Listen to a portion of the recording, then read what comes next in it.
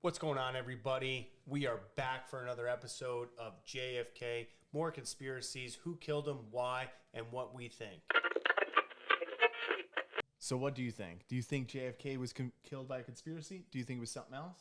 We have a new article that came out recently, and this is what sparked the conversation. I know we're a little late because this happened in November, and now we're into December talking about JFK, but I know it's one of your favorite cases. It really is. I mean, it's fascinating.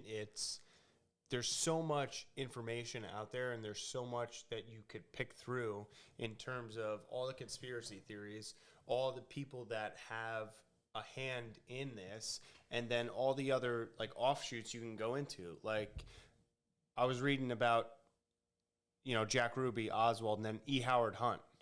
Like there's just so much information. Yeah, there is. And what sparked the conversation, which we did a couple weeks earlier when this whole JFK, timeline and history came out in October, the new files were supposed to be dumped. And what we're talking about, the new files, all the declassified information that has been out there since 1963, it's very little crumbs are left. So anyway, there was an article written by Jefferson Morley, which he's the editor of the JFK Facts. He also is the editor of Deep State website, and he's written a couple books. And he wrote an article about the new administration, the Biden administration, was supposed to dump now declassified, information documents pertaining to the 1963 JFK assassination. And what he says, they were supposed to release on Tuesday. This is pretty much back in October.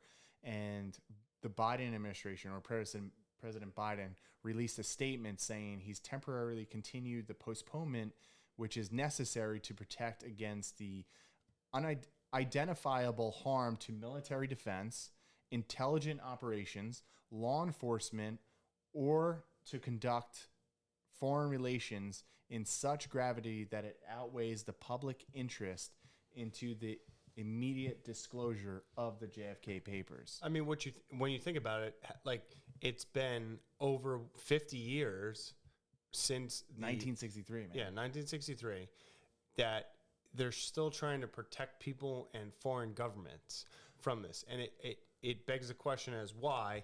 And I was reading an article about just Lee Harvey Oswald, which if you want to go with the lone gunman theory, you could do that. There is a gentleman who wrote a book called Case Closed, and he said, case is closed. It's Lee Harvey Oswald. Lee Harvey Oswald did it. Yeah. And so I was reading about Lee Harvey Oswald and what the CIA and FBI learned about Lee Harvey Oswald leading up to the, months prior to him killing JFK. And it said on September 28th in 1963, he met with a KGB officer at the Soviet embassy in Mexico City. And this Soviet officer was identified he was affiliated and worked for the KGB's 13th district, which is responsible for sabotage and assassination. So you're telling me 2 months prior, or a month and a half prior, basically, to JFK's assassination, this guy meets with KGB to talk about assassination. But, the FBI said, no, it was just for travel documents so you can go back and forth to Moscow. Well, again, Gerald Posner, who wrote the Case Closed book, I mean, he dissects it and to say all right, this is why he believes Lee Harvey Oswald acted alone, with the whole assassination of JFK. And again, like you said, there's so much, information that we could, dump on people. And I'm sure people have read and watched so many different documents on this particular case. And I just find it fascinating, not only when President Trump was in office and he released documents, which he didn't really release a lot of the documents. He didn't. He said he was going to release all of them, and which he didn't. And then he pretty much passed the proverbial bucket down the line, and he said, all right, I'm going to release a little bit.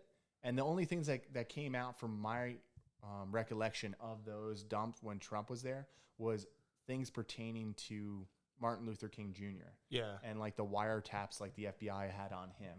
Other than that, he pretty much passed the buck and he said, all right, you know, the next president or whoever in October 2021, they'll be able to make the decision if they want to release any more documents. And again, we had that statement from Biden saying, you know, hey, we're not going to release it. It doesn't pertain, and it's more national security than people's public interest. Well, one of the documents that was released when Trump, you know, released some of the documents was that the CIA had been watching Oswald and his mom 4 years prior to the assassination of Kennedy, because they were opening up her mail and they were following her and him. But supposedly he has ties into the CIA as well, which we talked about on our previous podcast that we did. Yeah, and that's the thing. Like, is this going to keep getting pushed down? And when are they going to finally release all these documents?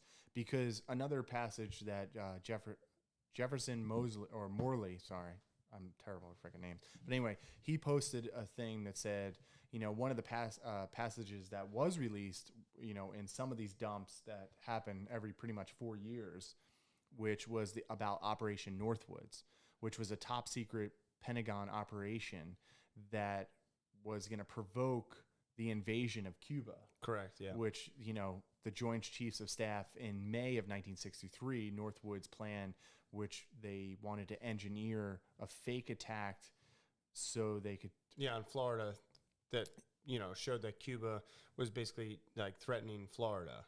Right. And think about that, how it pertains to 9/11. That's a whole nother can of worms that you could really open if Operation Northwoods was to attack something on the United States soil. What else could they actually do? Well, they did that in Vietnam.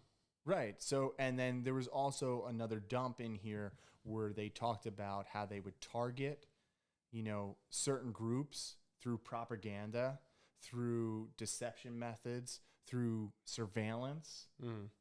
And that's kind of crazy to think about. Within those records that pertain to JFK's assassination, there was also, you know, redacted information, you know, crossed out, hey, we're not sharing this with the public, information about wiretapping its public, you know, surveillance on its own public, you know, members like Oswald or whoever, even if he was a patsy, you know, I don't know. It's crazy to think. And if people don't think there's a conspiracy, and this is why I would really love to talk to Gerald Posner, who wrote Case Closed, and really just ask him, all right, if it was Lee Harvey Oswald. Because I read that book. He discounts a lot of information. You know, he discounts like some of the key information or anything. Like, he just believes the magic bullet theory. Like, that's it. And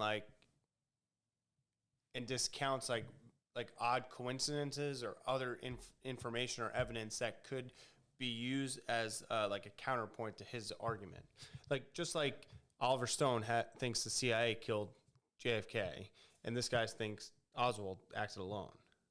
Yeah, and he openly says that he doesn't like, you know, some of the information that's been put out there, whether it's, you know, the single bullet theory. But then again, like, this is some of the questions I would have for him is, have you seen that bullet? How does a bullet that go through somebody so pristine? You can't. You know, not only that, in his Case Closed, I think I read that years ago, and I was listening to him when he was on the History Author podcast, and him talking about back and forth. And I felt like the host, Dean Karayanis, was just pretty much agreeing with him every step of the way. It's like, all right, that's great. You're not having an intelligent conversation. You're just agreeing whatever he puts forth, you know, in your conversation. But then again, I would ask, be like, all right, what documents did they shove into the assassination, you know, documents for JFK that don't pertain to JFK at all? Correct. But that they put it in there just because of national security. And that's what, is it something to deceive us? To say, hey. Well, it's like that trickle effect that we always talk about, right? It's the little trickle of information. And then when it finally all comes out, like, oh, yeah, we already knew that.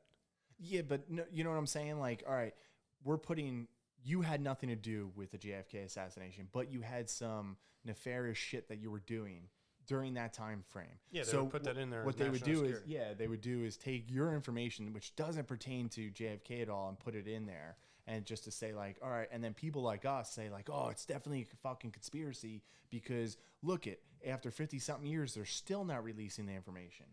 But then again, the information is out there and we know all the information, but I'm just giving you as an example. This is just like an analogy that I could think of to say, hey, Greg killed somebody, or he killed Martin Luther King Jr. All right. But we're putting it in these papers because we know that it's never going to be released. Yeah, it's sad. Also it came out too in the, what was it, 2000, whenever they released it, 2018, something like that. Well, I mean, they released when Trump did it. Well, yeah, that was back in 17, 18. Yeah. What came out too was the CIA planned to hire the mafia to kill Fidel Castro, and they paid the mafia of Chicago $150,000 to go to Cuba and kill Castro.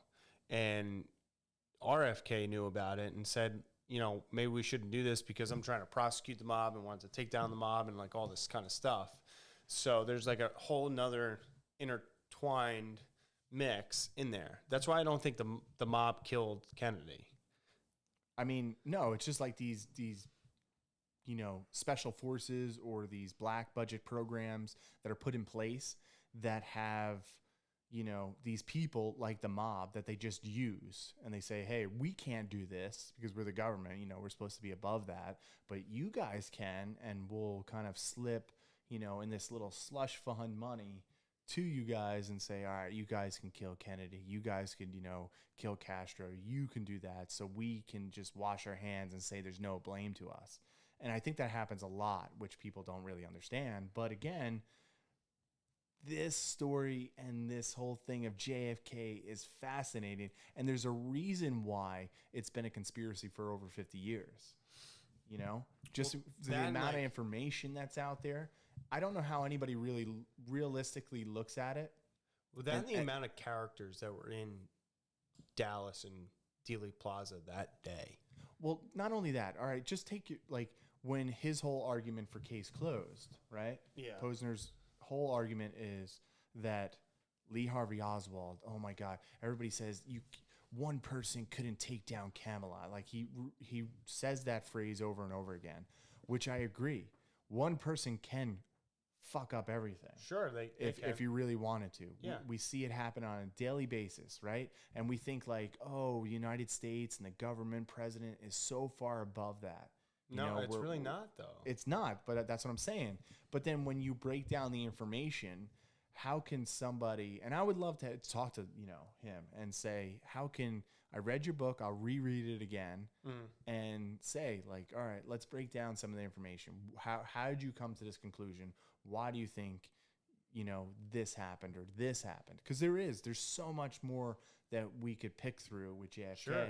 But it would just be like another part of this whole conspiracy theory. It really would be. And like the whole like back and to the left thing and like the magic bullet theory and the man on the grassy knoll and the three hobos, tramps, bums, remember? Like that whole thing. Yeah, of course. Right. And there was two of them were identified. One was E. Howard Hunt, which was an intelligence officer for about 30 years, who was in Dealey Plaza that day. He was photographed.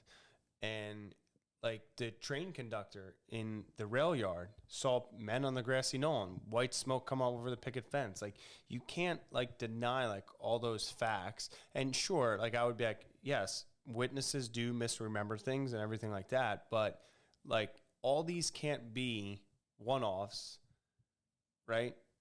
And you can't discount them. Well, one of my biggest things too is if you look at, and you've been there, I've never been to the book depository, right?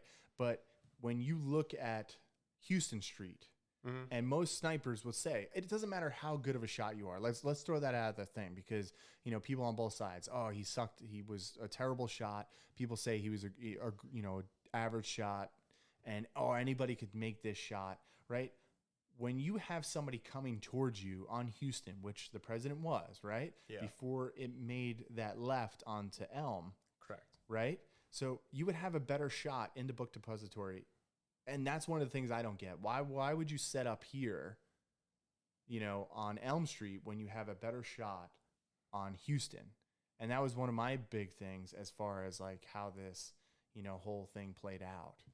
And that's just one component of many other things that like you brought up or we brought up before, just discussing this. Well, then when he was seen after JFK was actually shot, he was seen, I forget how the exact minutes after, down in the cafeteria where he wasn't out of breath. He wasn't like flustered. He wasn't anything.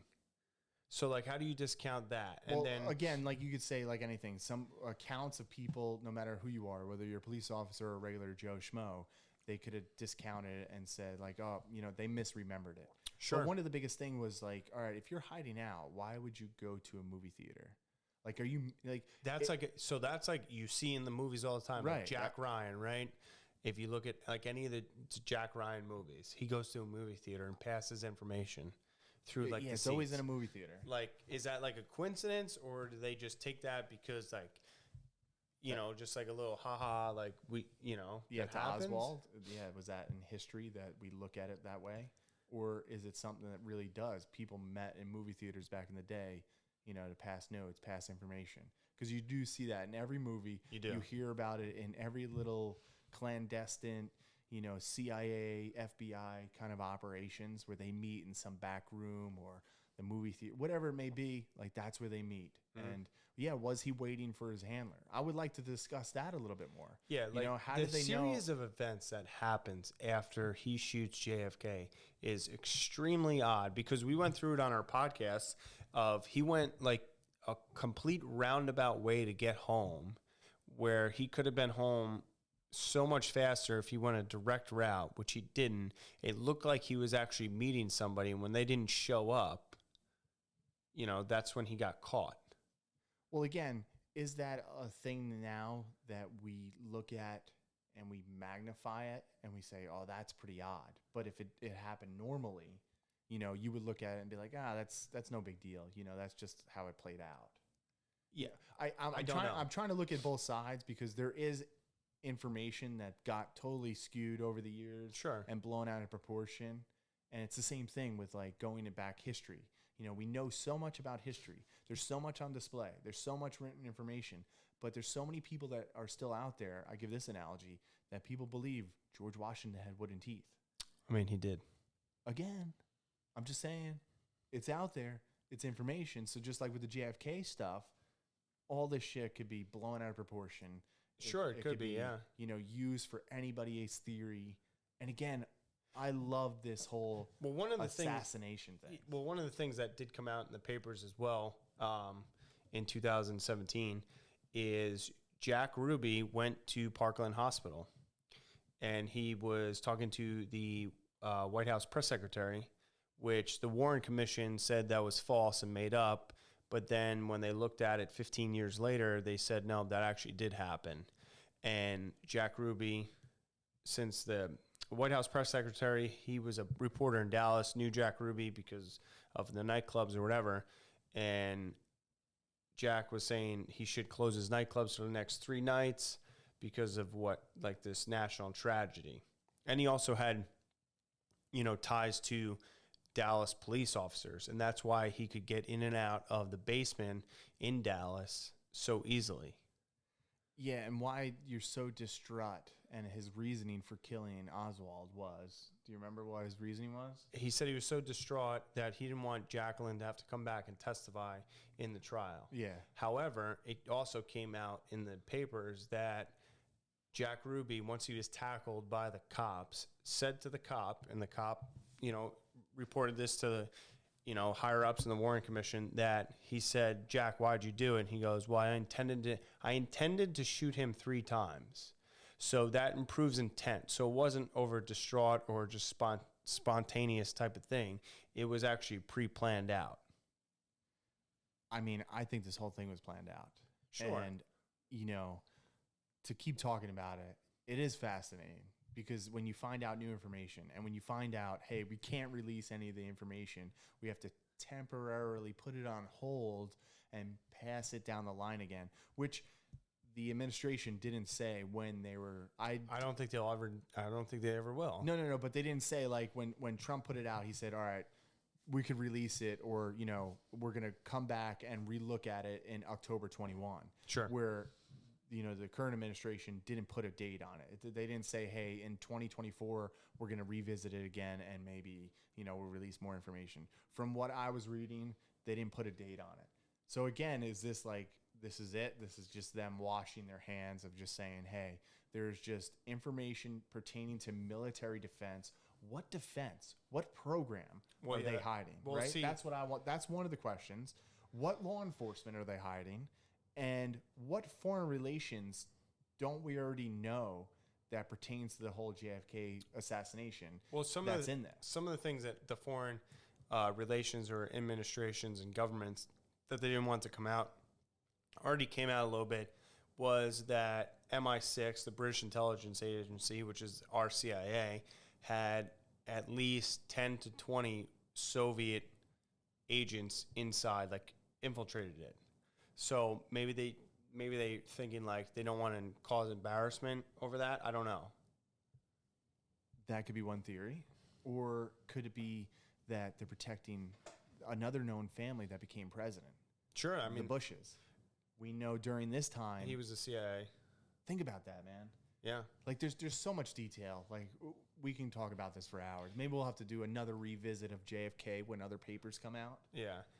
Because I freaking love this whole conspiracy. But like, call me a conspiracy nut. Call me a conspiracy nut because I love this conspiracy. But if you go back and actually like look at the case, I really don't think you could say Oswald acted alone, because